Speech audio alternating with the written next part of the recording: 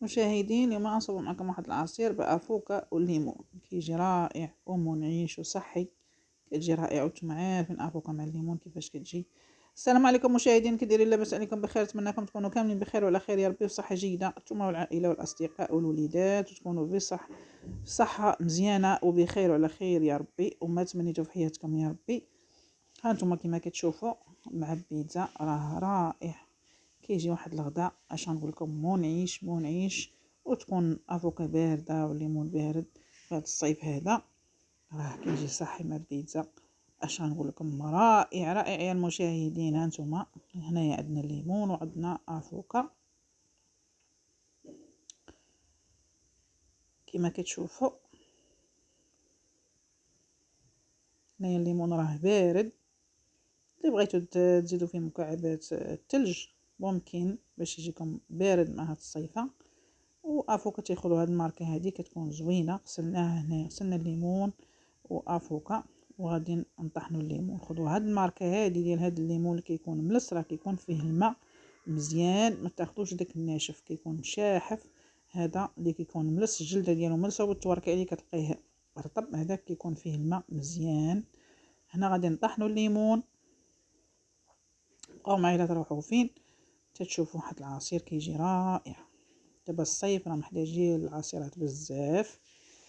يلا بقاو معايا المشاهدين.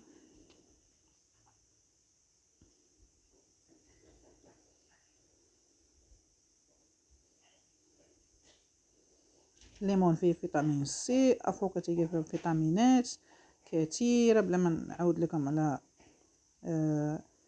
فيتامينات اللي كاينه في افوكا. نتوما عارفين افوكا كتكون فيها فيتامينات كثيره، كديروها مع الحليب، ديروها مع الليمون. هانتوما هنا دوك الليمونات شحال خرجوا لينا ما شاء الله، فيهم الماء. قلت لكم ديما تختاروا الليمون، اختاروا الليمون اللي كتكون الجلده ديالو ملسه، ما يكونش حرش.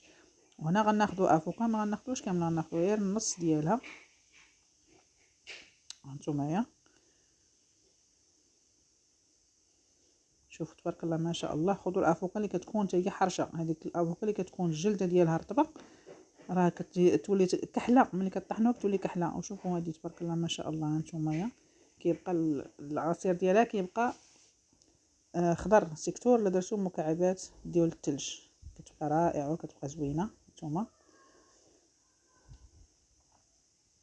هي ما شاء الله راه كتختار، كطحنيها وكتختار مع الحليب ولا مع الليمون. وداتنا راه كتبغي بحال هاد الصيفه هذه كتبغي السوائل. هانتوما غادي نزيدو مازال شويه.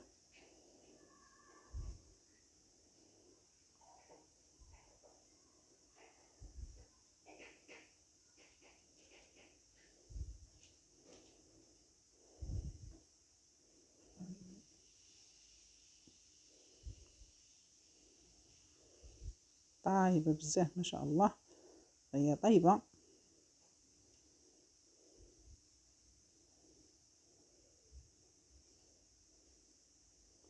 انا غادي نخوي عليها الليمون.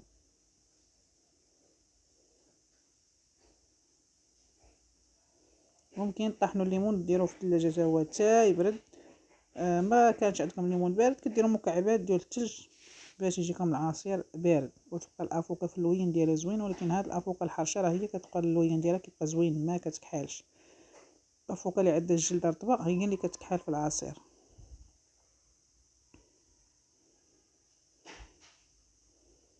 صافي هنا غادي نطحنوه تنحيدو المسوس، نديرو السكر.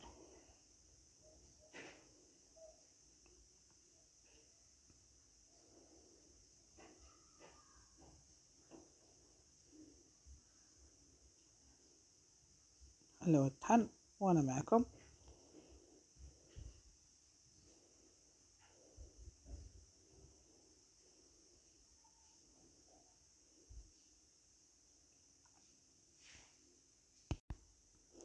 هاد العظام المشاهدين راه فيه فوائد كثيره، حتى هو كتحكيه في الحكاكه، ديك الحكاكه ديال اللي كتحكي فيها البصله ولا الثومه ولا، وكتنشفيه وكطحنيه ديريه مع الزيت للشعر، راه زوين. انا ما عنديش الوقت كون نصيفط لكم هذيك الوصفه ديال الشعر هذا كيجي رائع. طحنوه وتنشفوه، تحكوه في الحكاكه وتنشفوه عاد طحنوه وكديروه مع الزيت، زوين الشعر كيرطب وكيطول الشعر ما شاء الله، كيخلي الشعر. هنا حيدنا المسوس وهذا غنديرو السكر.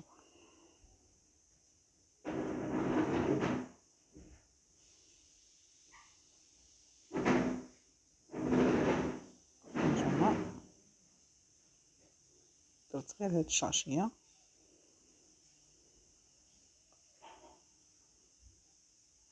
جوج شاشيات، ما درتش السكر الاخر، درت غير هاد الشاشيه اللي كاينين هما اللي درتهم.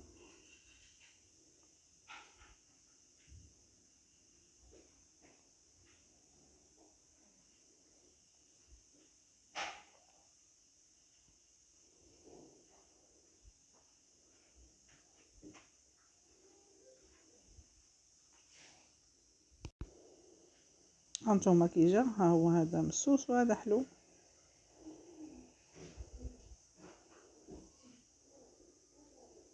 كيجي رائع يا البنات، بحال مع كيكه، وانا درتو مع بيتزا الغديوه، كيجي رائع ما شاء الله. هانتوما كاينه بيتزا نحطيك غير طريف. ايوا هذا هو الغدا، خفيف ورائع وبنين ولذيذ، ما يتقل ما والو على المعده، وصحي، فيه الخضار، فيه اي حاجه، فيه ما سميتو الفرماج صحي كامل، صحي وزوين. الوليدات تما راه كيبغيو هادشي هذا، كيتغداو به ولا يتعشاو به ولا. ايوا انا نخليكم البنات، السلام عليكم، فيديو اخر ان شاء الله. الله يحفظكم، ما تنسوش الاشتراك واللايكات.